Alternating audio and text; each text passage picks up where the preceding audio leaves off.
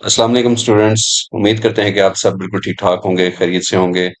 और कैसी चल रही है आप लोगों की एचटीएमएल की कोडिंग और उसके अलावा सीएसएस की कोडिंग। आप इसको ज्यादा से ज्यादा उम्मीद करता हूँ प्रैक्टिस कर रहे होंगे ताकि ये सारी चीजें आपके फिंगर टिप्स से आपको याद हो जाएं। तो स्टूडेंट्स, सबसे पहले आपको बताते चलें कि हम फरवरी 2026 का लेटेस्ट एडिशन के मुताबिक ये कोर्स कवर कर रहे हैं। जब भी आप YouTube पे कोई वीडियो देखें तो मेक श्योर करें कि वो कोर्स आपको फरवरी 2026 के मुताबिक कवर कराया जा रहा हो। आप इस वक्त ईडीयू पाथ पाकिस्तान के नाम से हमारा यूट्यूब चैनल देख रहे हैं। अगर आपने इस चैनल को अभी तक सब्सक्राइब नहीं किया तो काइंडली इसे सब्सक्राइब कर लीजिए ताकि हमारी जो भी लेटेस्ट वीडियो होती है आपको उसका इन टाइम नोटिफिकेशन रिसीव हो जाए। तो जिस तरह से हम लोग यूनिट 3 के अंदर प्रोग्रामिंग फंडामेंटल्स के कोर्स को कवर कर रहे हैं, तो आज हम देख लेते हैं कि हम कौन से टॉपिक्स को कवर करने जा रहे हैं। सबसे पहले हम ये देख लेते हैं कि सीएसएस को एचटीएमएल में इस्तेमाल करने के कौन-कौन से तरीकाकार हैं। बेसिकली 3 तरीकाकार होते हैं सीएसएस को एचटीएमएल में यूज करने के लिए, जिसमें पहला जो तरीकाकार होता है उसे हम कहते हैं इनलाइन सीएसएस। उसमें बेसिकली क्या होता है कि आप डायरेक्टली एचटीएमएल टैग लिखते हैं और उसके मुताबिक एक जो स्पेसिफिक एलिमेंट होता है उसके ऊपर ये टैग काम करता है, या जो भी एट्रीब्यूट या जो भी आप प्रॉपर्टी यूज करना चाह रहे हैं वो उसके ऊपर काम करती है। और ये क्विक स्टाइलिंग के लिए बहुत यूजफुल होता है। फॉर एग्जांपल, आप पूरे का पूरा एक एचटीएमएल कोड लिख रहे हैं, एचटीएमएल कोडिंग करते हुए आपने एक सिर्फ एक लाइन के ऊपर अगर किसी किस्म की कोई आपने स्टाइलिंग करनी है तो उसके लिए आप इनलाइन सीएसएस का इस्तेमाल करते हैं और वहां पर आप ये स्टाइल का टैग है उसको इस्तेमाल करते हैं। तो आपको इसके लिए पूरे डॉक्यूमेंट के अंदर हर चीज के लिए जो है वो स्टाइलिंग करने की जरूरत नहीं पड़ती है। और जब आप ये कोडिंग कर लेते हैं तो उसके बाद इस तरीके से आपके पास ये एक आउटपुट आता है और आपका जो इनलाइन सीएसएस है वो ऐसे काम करता है। तो आइए अब हम इसकी एक छोटी सी एग्जांपल देख लेते हैं कि ये कैसे कोडिंग काम करेगी और बेसिकली किस तरीके से आप इसको यूज कर सकते हैं। सबसे पहले विजुअल स्टूडियो में जाते हैं। विजुअल स्टूडियो के अंदर हम इसकी कोडिंग स्टार्ट करते हैं। यहाँ पर हम लोग कंट्रोल और एन को प्रेस करेंगे तो हमारे पास एक नई अनटाइटल्ड विंडो ओपन हो जाएगी। सबसे पहले हम लोग इसमें आप लिखते हैं HTML लैंग्वेज इंग्लिश। फिर उसके बाद हम इसका हेड दे देते हैं। हेड के बाद जिस तरह से आपको मालूम है कि हम टाइटल लिखते होते हैं, टाइटल में हम लोग लिख लेते हैं इन लाइन CSS एग्जाम्पल। और यहाँ आके हम इस टाइटल को क्लोज कर देते हैं। टाइटल को क्लोज करने के बाद हम क्या करते हैं कि हम साथ ही में हेड को भी क्लोज करेंगे, क्योंकि हेड जो है वो हम लोगों का यहाँ पर कंप्लीट हो चुका हुआ है। हेड को क्लोज करने के बाद हम यहाँ पर बॉडी का जो टैग है उसका इस्तेमाल करेंगे।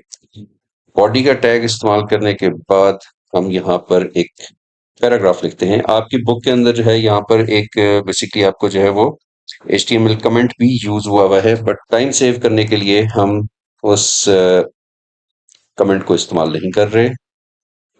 स्टाइल में हम लोग ने यहाँ पर लिख दिया जी कलर, और कलर हमने कर दिया जी रेड। रेड करने के बाद हम करते हैं जी फॉन्ट साइज करते हैं हम जी 40 px। जहां पर हम करते हैं इसका फॉन्ट स्टाइल इटैलिक, और यहाँ हम करते हैं फॉन्ट, सॉरी ये इसी के साथ ही यहाँ से आएगा फॉन्ट फैमिली हम कर लेते हैं एरियल। ये सारा कुछ करने के बाद हम यहाँ करते हैं टेक्स्ट अलाइनमेंट सेंटर। इसके बाद ये टैग क्लोज हो गया और हम यहाँ पर नीचे लिख देते हैं माय टीचिंग कैट। ये करने के बाद हमने यहाँ पर पैराग्राफ को क्लोज किया। हमने यहाँ पर बॉडी का टैग क्लोज किया। बॉडी का टैग क्लोज करने के बाद यहाँ पर हमने HTML का टैग क्लोज किया। इसको हम सेव करते हैं। अब ये देखिए हमने HTML प्रैक्टिस का जो फोल्डर बनाया हुआ है उसके अंदर हम इसको सेव कर रहे हैं। हम यहाँ पर करते हैं इन लाइन CSS अब ये हमें याद रहेगा कि हम इनलाइन सीएसएस की जो हमने एग्जांपल थी वो यहाँ पर हमने की है, फॉर्म की है इसकी कोडिंग। अब हम इसको गो लाइव करते हैं। गो लाइव करने के बाद ये देखिए कि यहाँ पर हमारे पास ये लिखा हुआ आ गया, माई टीचिंग अकेडमी। हमने यहाँ पर बेसिकली बॉडी के अंदर जो पैराग्राफ हमने लिखा उसके ऊपर हमने जो है वो कोडिंग कर दी, और हमने सीएसएस के कुछ इसके ऊपर स्टाइल्स अप्लाई किए। पहला स्टाइल हमने कहा जी कि इसका कलर रेड होना चाहिए। फॉन्ट का साइज हमने कहा कि जी 40 जो है वो पिक्सल्स होना चाहिए। फॉन्ट स्टाइल इटैलिक होना चाहिए। इटैलिक मीन्स कि ये जो थोड़ा सा टेढ़ा सा आपको लिखा हुआ नजर आ रहा है। फिर हमने कहा कि फॉन्ट फैमिली एरियल हेल्वेटिका होनी चाहिए। और फिर हमने कहा जी टेक्स्ट अलाइन सेंटर होना चाहिए। ये जो टेक्स्ट है ये स्क्रीन में यहाँ पर आप देखिए और यहाँ पर आप देखिए तो दोनों के सेंटर में अलाइन हुआ हुआ है। तो ये आप देखिए कि हमने बेसिकली स्टाइल का टैग है वो यूज करते हुए बिटवीन द लाइन जो है वो हम लोगों ने ये टैगिंग की है। तो ये तरीकाकार था आपका बेसिकली इनलाइन सीएसएस के थ्रू सारी की सारी कोडिंग करने का। अच्छा, जो इनलाइन सीएसएस होता है ये सबसे चूंकि छोटी छोटी चेंजेस करने के लिए होता है, और जो लार्ज प्रोजेक्ट्स होते हैं उनके अंदर कोडिंग करने के लिए हम लोग इंटरनल या एक्सटर्नल सीएसएस का इस्तेमाल करते हैं। अभी हम बात करते हैं इंटरनल सीएसएस की, जिसे एम्बेडेड सीएसएस भी बोला जाता है। एम्बेडेड सीएसएस के अंदर हम लोग क्या करते हैं कि जिस तरह से कल हम लोगों ने कोडिंग की थी तो मैंने आपको बताया था कि हम स्टाइल का एक टैग ओपन कर रहे हैं, उसी के अंदर हम मुख्तलिफ किस्म की जो प्रॉपर्टीज हैं उनको इस्तेमाल कर रहे हैं। ये ब्रैकेट्स आप देख रहे हैं, ये जो इस तरह की ब्रैकेट्स हैं इनको हम करली ब्रैकेट्स बेसिकली कहते हैं। इन ब्रैकेट्स के अंदर हम लोगों ने डिफरेंट किस्म के हमने टैगिंग का इस्तेमाल किया था, और फिर उसके बाद हम लोगों ने यहाँ पर स्टाइल का जो फॉन्ट था उसको हमने कंप्लीट किया था, और ये हमने हेडिंग के अंदर ये सारी कोडिंग की थी। उसके बाद हम नीचे जितनी भी चीजें लिखेंगे उन सब के ऊपर ये वाली कोडिंग अप्लाई होती है। अभी हम इसको जरा देख लेते हैं, हम इसकी कोडिंग करके चेक कर लेते हैं कि किस तरीके से काम करेगी। दोबारा से हम यहाँ पर आए, हम लोगों ने कंट्रोल और एन को प्रेस किया, नई विंडो ओपन हो गई है जिसके अंदर हम अब कोडिंग कर रहे होंगे। HTML लैंग्वेज इंग्लिश, हम इंग्लिश लैंग्वेज के अंदर एक प्रोग्राम है जिसकी कोडिंग कर रहे हैं। फिर हमारे पास यहाँ पर हेड आ जाएगा। हेड के बाद हमारे पास यहाँ पर टाइटल आ जाता है। टाइटल में हम लोग लिख लेते हैं जी एम्बेड एम्बेडेड CSS एग्जाम्पल। यहाँ पर हम लोग इस टाइटल को क्लोज करते हैं। फिर हम आ जाते हैं जी नेक्स्ट। यहाँ हम करते हैं स्टाइल। स्टाइल के अंदर रहते हुए यहाँ से मुख्तलिफ अब हम टैग जो है उनको इस्तेमाल करेंगे। बॉडी का जो टैग है इसको जब हम लोग इस्तेमाल करेंगे तो हम बेसिकली जो करली ब्रैकेट है इसका इस्तेमाल कर रहे हैं, ठीक है। हम जो एंगल ब्रैकेट है उसको इस्तेमाल नहीं कर रहे। एक ब्रैकेट हमने यहाँ पर ओपन कर दी है। हम कर देते हैं जी कलर। कलर हम कहते हैं जी फॉर एग्जांपल ब्राउन कलर। और उसके बाद ये बॉडी का जो टैग है यहाँ पर ये हम इसको क्लोज कर रहे हैं। H1 का हम लोगों ने यहाँ पर एक यूज करना है कर्ली ब्रैकेट्स के साथ। कलर ब्राउन है तो ब्राउन के साथ हम करते हैं अजूर। अब चूंकि हम H1 की सॉरी इसको हम H2 कर देते हैं बोलते। अब चूंकि हम लोग यहाँ पर ये H2 की कोडिंग कर रहे हैं, साथ में ही इसका फॉन्ट साइज भी डिफाइन कर देते हैं। फॉन्ट साइज हम कर इसका फॉर एग्जांपल कर देते हैं जी 30 px। इसका फॉन्ट स्टाइल इटैलिक कर देते हैं। और उसके बाद हम ये देखते हैं कि हम इसकी टेक्स्ट अलाइनमेंट कैसे करना चाह रहे हैं। टेक्स्ट अलाइनमेंट हम इसकी करना चाह रहे हैं सेंटर, और हम साथ में ही फॉन्ट फैमिली भी डिफाइन कर देते हैं कि हमें फ्रैंकलिन गॉथिक में हम कर देते हैं इसको। ये जो ब्रैकेट थी इसको हमने यहाँ पर किया क्लोज, जो करली ब्रैकेट है इसको हमने यहाँ पर क्लोज किया। स्टाइल का हमारा जो टैग यहाँ हमने ओपन किया था इसको हम क्लोज करेंगे यहाँ पर। ये स्टाइल क्लोज हुआ, हेड को क्लोज करेंगे। अच्छा, ये आप जहन में रखिएगा कि ये सारी कोडिंग हमने की है, ये हम लोग ने हेड के अंदर हमने ये सारी कोडिंग की है, ये देख रहे हैं आप। अब हम यहाँ पर लिखते हैं बॉडी। उसके अंदर हम लोग फॉर एग्जांपल इधर एक H2 की हम हेडिंग दे देते हैं, और उसमें हम लिखते हैं कि my teaching name is edu path Pakistan. ये मैं सिर्फ एग्जाम्पल के तौर पे आपको दे रहा हूँ, ऐसा मेरी कोई टीचिंग एकेडमी नहीं है। फिर हम लिख देते हैं नीचे एक paragraph, my teaching is situated online। ठीक है, और यहाँ हम पैराग्राफ को भी क्लोज कर देते हैं। हम जो बॉडी है इसका टैग क्लोज करते हैं, हम HTML के टैग को क्लोज कर देते हैं। ठीक है, इसको हम सेव करते हैं। अब चूंकि ये हम लोग एम्बेडेड CSS की एग्जांपल देख रहे हैं, EMB, तो हम एम्बेडेड CSS के नाम से इस फाइल को सेव करते हैं। सेव करने के बाद अब हम इस फाइल को जरा रन करके देखते हैं। तो ये देखिए, my teaching academy situated online. ये बाकी दो चीजें जो है वो इस वजह से शो नहीं कर रहा। हम लोग ने जो H2 हेडिंग है उसका कलर अजूर रखा था, और वो रखने की वजह से वो व्हाइट कलर के सामने डिस्प्ले नहीं हो पा रहा। यहाँ पर हम कलर इसका चेंज कर देते हैं, हम इसको ग्रीन कर देते हैं। हम ग्रीन करके इसको सेव करते हैं, और यहाँ देखिए ये आ गया कि my teaching academy name is EDU path Pakistan. ये हमने H2 हेडिंग दी थी, हमने कहा इसका कलर ग्रीन होना चाहिए। ठीक है, इसके अलावा इसके जो 30 पिक्सल्स का इसका साइज होना चाहिए, इटैलिक सेंटर में प्लेस होनी चाहिए, और फॉन्ट फैमिली वो फ्रैंकलिन गोथिक होनी चाहिए।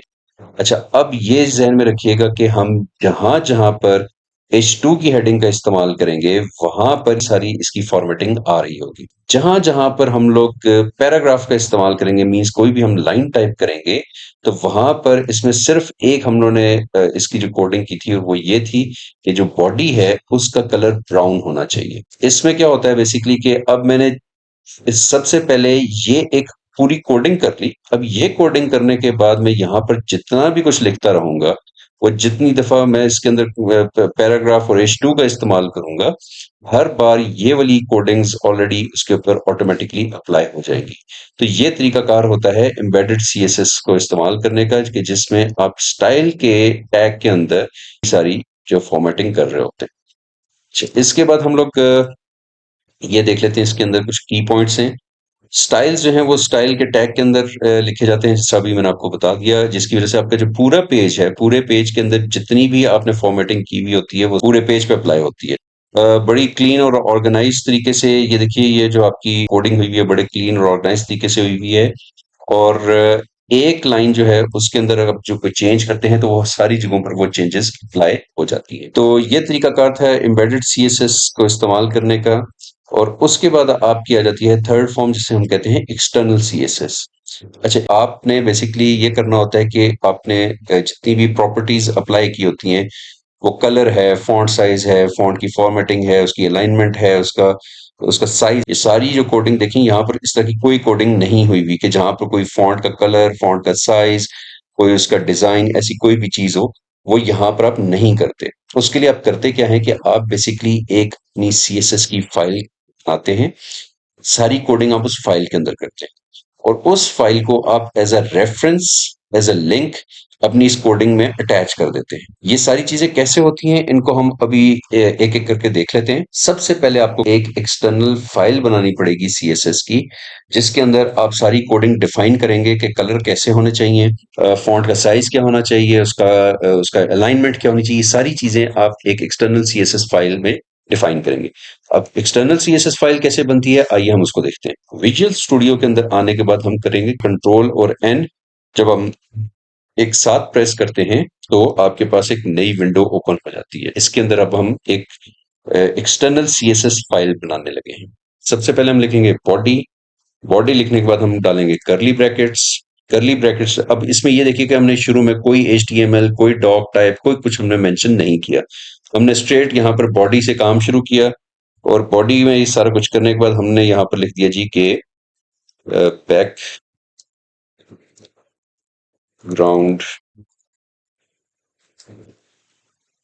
और उसको हमने कह दिया जी एक्वा। एक्वा हमने बैकग्राउंड कलर रख दिया है। यहाँ पर इस करली ब्रैकेट को हमने यहाँ पर क्लोज कर दिया। क्लोज करने के बाद हमने यहाँ पर लिखा जी H1। फिर से करली ब्रैकेट ओपन की, और हमने लिखा जी कलर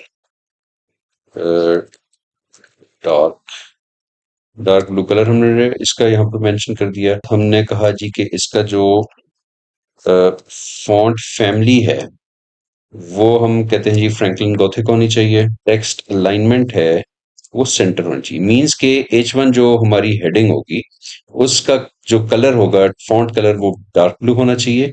उसका जो फैमिली फॉन्ट होना चाहिए वो फ्रैंकलिन गॉथिक होना चाहिए। जो टेक्स्ट है वो सेंटर अलाइन होना चाहिए। पी मीन्स के जो आपका पैराग्राफ है इसका हम कलर कर देते हैं ब्लैक। फिर हम आगे फॉन्ट फॉन्ट फैमिली हम लोगों ने इसका रख दिया लूसिडा। अच्छा, ये जो कॉलन है कॉलन के बाद आपने नेक्स्ट जो भी प्रॉपर्टी रखनी होती है वो आप रखते हैं। और अभी हम क्या करते हैं हम इसी के आगे ही लिख लेते हैं। ठीक है, मैं आपको सिर्फ ये बताना चाह रहा हूँ कि ये इसके आगे भी लिखा जा सकता है। जरूरी नहीं है कि आप इसको नीचे वाले पैराग्राफ में लेके जाएं। ये बेसिकली हम लोग इस तरह से नीचे वाले पैराग्राफ में लेके जाते हैं ताकि सारी जो कोडिंग हो रही है वो हमारी आंखों के सामने हो।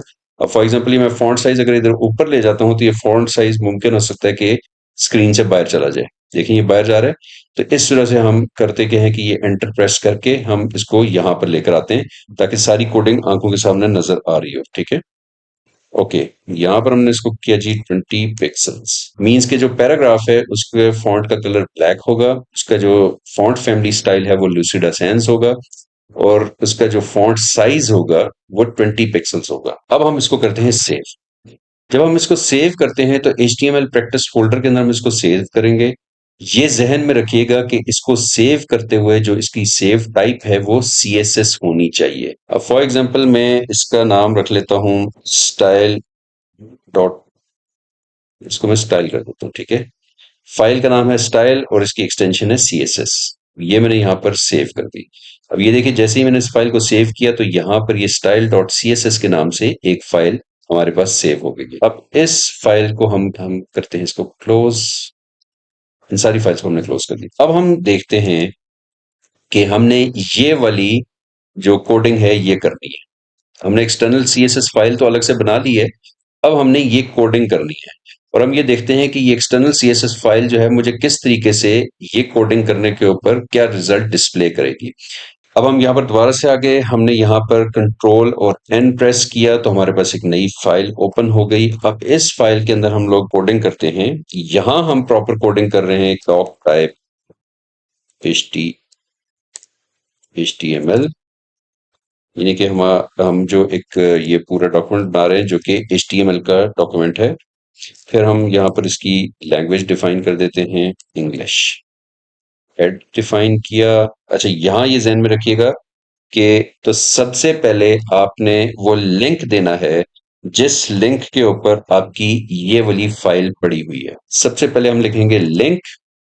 लिंक करने के बाद हम करेंगे REL। यहां पर हम लिखेंगे स्टाइल शीट। इन्वर्टेड कॉमास से बाहर निकल के यहाँ पर HREF लिखेंगे। ठीक है, HREF अगर आपको याद हो तो मैंने आपको पहले भी बताया था। HREF से बनता है हाइपरटेक्स्ट रेफरेंस। अब यहां पर आने के बाद जब हमने ये रेफरेंस मेंशन करना है तो हम ये जो हमारी जो फाइल थी इसका नाम मेंशन करेंगे स्टाइल डॉट CSS। अब हम लिखेंगे title external CSS sample. Title को हमने किया क्लोज। हेड है उसे भी क्लोज कर दे। बाकी चीज हम यानी कि उसी तरीके से लेके चल रहे हैं। अब हम लिख लेते हैं जी बॉडी। बॉडी हमने लिखी। बॉडी के अंदर हम लिखते हैं H1 this is the example of internal CSS। यहाँ पर हम H1 को क्लोज करते हैं। पैराग्राफ लिख लेते हैं।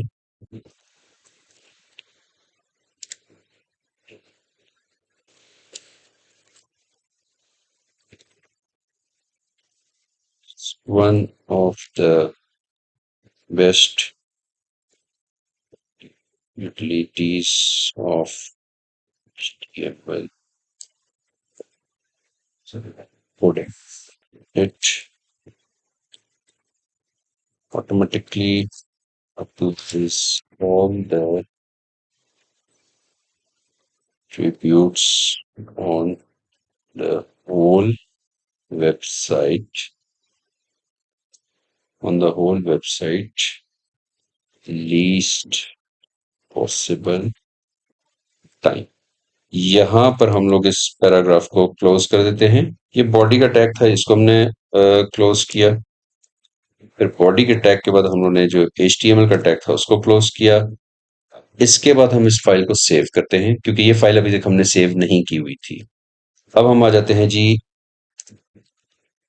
External CSS। ये हमने एक्सटर्नल CSS की फाइल को सेव कर लिया। सेव करने के बाद जब हम इसको रन करते हैं तो देखिए क्या रिजल्ट आता है। ये देखिए, अब हमने क्या क्या एट्रीब्यूट्स दिए थे। हमने बेसिकली इस ये कोडिंग हमने की है, यहाँ तो हमने कोई एट्रीब्यूट नहीं दिया। हमने जितने भी एट्रीब्यूट्स दिए थे वो सारे के सारे हमने जो ये स्टाइल वाली CSS की फाइल है इसको दिए थे। एक्सटर्नल CSS की फाइल के अंदर हमने किसी किस्म का कोई एट्रीब्यूट या कोई हमने प्रॉपर्टीज या कोई भी हमने स्टाइलिंग नहीं दी थी। हमने तो बस सिंपल ये किया था कि ये जो स्टाइल शीट है इसको लिंक कर दो इस कोडिंग के साथ, और हमने लिखा कि this is the example of external CSS। ये देखिए, ये हमें ब्लू कलर में नजर आ रहा है और ये सेंटर लाइन हुआ हुआ है। और उसके अलावा जो हमारा पैराग्राफ है वो इस तरीके से लिखा हुआ है कि ये सारी की सारी डिटेल्स अभी हम देख लेते हैं कि किस किस तरीके से क्या कोडिंग हुई है। और बैकग्राउंड आप देखिए कि हमारा जो है वो एक्वा कलर में हुआ हुआ है। अब हम आते हैं स्टाइल शीट के ऊपर और देखते हैं कि जो चीजें हमने स्टाइल शीट में डिफाइन की थी क्या वो वैसी नजर आ रही हैं। हमने कहा था जो बैकग्राउंड कलर है वो एक्वा कलर में नजर आना चाहिए। इसके ऊपर अगर आप रखेंगे तो आपको ये एक्वा कलर नजर आएगा कि ये एक्वा कलर है बेसिकली, ठीक है। तो एक्वा कलर हमारा बैकग्राउंड बिल्कुल आ रहा है। फिर हमने कहा था कि जो H1 है, जो H1 हेडिंग है उसका कलर ब्लू होना चाहिए, डार्क ब्लू। जी बिल्कुल, ये डार्क ब्लू है। फिर हमने ये कहा था कि जो H1 है इसका जो फॉन्ट जो फैमिली है वो फ्रैंकलिन गॉथिक होनी चाहिए, और ये इसका टेक्स्ट जो है वो सेंटर अलाइन होना चाहिए। ये देखिए कि ये जो हेडिंग है ये फ्रैंकलिन गॉथिक फॉन्ट में हुई है और ये स्क्रीन के सेंटर में है। फिर हमने ये कहा था कि जो पैराग्राफ है उसका कलर ब्लैक होना चाहिए और उसकी जो फॉन्ट फैमिली है वो लुसिडा सैंस होनी चाहिए। जो पैराग्राफ है इसका जो फॉन्ट कलर है वो ब्लैक में आ रहा है और इसका जो फॉन्ट फैमिली है वो लुसिडा आ रही है, और इसका जो फॉन्ट साइज है वो 20 px होना चाहिए। तो इसका फॉन्ट जो है वो 20 px साइज का है। अच्छा, ये देखिए कि ये स्टाइल CSS शीट थी। इसके अंदर हमने जितनी भी स्टाइलिंग की थी वो सारी की सारी स्टाइलिंग आपको यहां पर नजर आ रही है। अब आप इसके अंदर जो मर्जी कोडिंग करते चलें, जैसे जैसे आपको आगे यहाँ पर H1 जो हेडिंग है वो आएगी तो उसके अंदर आप फॉर एग्जांपल हम ये करते हैं, हमने यहाँ पर इसको क्लोज किया था ना, हम यहाँ पर एक काम करते हैं, हम एक और H1 हेडिंग डाल देते हैं। H1 हेडिंग डाल देते हैं कि जनाब दिस इज टेस्ट रन, ठीक है। और इस H1 हेडिंग को हम करते हैं यहाँ पर क्लोज। इसको हम सेव करते हैं और अब हम देखते हैं तो देखिए दिस इज टेस्ट रन, ये बिल्कुल सेंटर में है, ये ब्लू कलर में है और ये फ्रैंकलिन गॉथिक फॉन्ट डिजाइन के अंदर है। तो इस तरीके से आपने क्या किया कि आपने बिल्कुल एक शीट के अंदर अपनी वेबसाइट के सारे जो प्रॉपर्टीज या स्टाइलिंग है वो डिफाइन कर दी, और वो डिफाइन करने के बाद आपने उसको अपनी HTML कोडिंग के साथ जो है वो अटैच कर दिया, लिंक कर दिया। और ये लिंक करने के बाद आप अब बैठ के पूरी वेबसाइट बनाते रहें, आपको बार बार स्टाइलिंग करने की जरूरत पेश नहीं आएगी, ठीक है। तो इस तरीके से हम एक्सटर्नल जो CSS है उसको इस्तेमाल करते हुए एक बहुत इफेक्टिव और एफिशिएंट तरीके से हम अपनी वेबसाइट के अंदर डिफरेंट स्टाइलिंग्स कर सकते हैं। अच्छा, हम एक्सटर्नल CSS क्यों इस्तेमाल करते हैं? एक तो ये लार्ज वेबसाइट्स और प्रोजेक्ट्स के लिए होती है, जिस तरह भी मैंने आपको बताया कि एक बार आपने अपनी एक स्टाइलिंग शीट बना ली, उसके बाद आपको मजीद उसमें कोई काम करने की जरूरत नहीं है। और अगर दरमियान में आपको जरूरत पड़ भी जाती है, आप फॉर एग्जाम्पल आप कहते हैं कि जी मेरी जो वेबसाइट है इसके ऊपर जितनी भी H1 हेडिंग्स हैं, इन हेडिंग्स का फॉन्ट कलर मुझे पसंद नहीं आ रहा। आपने क्या करना है कि आप सिर्फ अपनी जो स्टाइल वाली शीट है इसके अंदर आप जाएंगे। यहां जाने के बाद आप अपने H1 का जो कलर है उसको चेंज करेंगे, और जैसे ही आप इसको एग्जीक्यूट करेंगे तो आपकी पूरी वेबसाइट के ऊपर जितनी भी H1 की हेडिंग्स हैं उन सबके फॉन्ट कलर या फॉन्ट साइज या जो भी आपने चेंज किया वो एक साथ चेंज हो जाएंगे। इसको मेंटेन करना और अपडेट करना बहुत इजी होता है। अब देखिए, आपने सिर्फ ये जो कोडिंग है इसके अंदर चेंजेस करनी है। आपकी ये कोडिंग चेंज नहीं होगी, आपने सिर्फ अपनी स्टाइलिंग की जो कोडिंग है उसको चेंज करना है और स्टाइल्स ऑटोमेटिकली उसके अंदर अपडेट होते जाएंगे। एक सीएसएस फाइल जो है वो आप मल्टीपल पेजेस के ऊपर अप्लाई कर सकते हैं। फॉर एग्जांपल आपकी एक वेबसाइट है जिसके अंदर 6 पेजेस हैं। उन 6 के 6 पेजेस के अंदर अगर आपने एक ही सीएसएस अपनी जो शीट है, स्टाइलिंग शीट है वो लगा दी है, उसमें कोई प्रॉब्लम नहीं है। जैसा उसका पहला पेज था, सारी स्टाइलिंग उसकी वैसी थी, दूसरे पेज की स्टाइलिंग भी वैसे थी और इसी तरह सो ऑन चलती जाएगी। एक अच्छी वेबसाइट के लिए ये भी ज़रूरी होता है कि उसके जो स्टाइलिंग सारी जो उसकी हो रही है वो एक स्टैंडर्ड होनी चाहिए, स्टैंडर्डाइज़ होनी चाहिए। ये ना हो कि पेज 1 के ऊपर स्टाइलिंग कुछ और है, पेज 2 के ऊपर स्टाइलिंग कुछ और है। वो बड़ी इनकंसिस्टेंट लगती है और वो प्रोफेशनल नहीं नज़र आती। तो इसके लिए कहते हैं कि आपकी जो वेबसाइट है उसके जो सारे वेब पेजेस हैं उनकी स्टाइलिंग जो है वो स्टैंडर्ड होनी चाहिए। तो वहां पर आपको जो ये सीएसएस फाइल है, जो एक्सटर्नल सीएसएस है, वो हेल्प करती है कि आप एक ही सीएसएस फाइल अपनी वेबसाइट के सारे वेब पेजेस के साथ लिंक कर सकते हैं। इसके अलावा ये आपकी एचटीएमएल को बहुत क्लीन और ऑर्गेनाइज रखती है। अब ये देखिए कि हमने ये कोडिंग की है, तो ये कोडिंग आपको बहुत छोटी कोडिंग लग रही है, साफ सुथरी सी कोडिंग लग रही है। इसके अंदर अगर आपने कोई चीज ढूंढनी है तो आपको इजीली मिल जाएगी। इस तरह से ये जो कोडिंग होती है वो आपको इस तरीके से हेल्पफुल होती है कि आपका जो पूरा डॉक्यूमेंट है ये बहुत साफ सुथरा और नीट एंड क्लीन नजर आता है। तो ये कुछ फायदे थे जिसके थ्रू आप एक्सटर्नल सीएसएस को इस्तेमाल करते हुए अपनी वेबसाइट को जो है ज्यादा इफेक्टिव तरीके से बहुत अच्छा जो है वो क्लीन, नीट, क्लीन और बड़ा टाइडी किस्म का आप उसको प्रेजेंट कर सकते हैं। तो स्टूडेंट्स ये तो था आज के हमारे इस टॉपिक के बारे में। नेक्स्ट टॉपिक इंशाल्लाह जब हम शुरू करेंगे तो उसके अंदर हम लोग जावास्क्रिप्ट जो है उसका इस्तेमाल देखेंगे कि जावास्क्रिप्ट कैसे काम करता है और उसकी कोडिंग कैसे होती है। उम्मीद करता हूँ आपको आज की ये वीडियो पसंद आई होगी। अगर आपका इस वीडियो के हवाले से कोई कमेंट या कोई क्वेश्चन है तो काइंडली वो आप कमेंट सेक्शन में हमसे लाजमी पूछिएगा और हम पूरी कोशिश करेंगे कि आपको उसका जल्द से जल्द रिस्पॉन्स दे सकें। आपके टाइम का बहुत शुक्रिया। अपना ख्याल रखिएगा। अल्लाह हाफिज।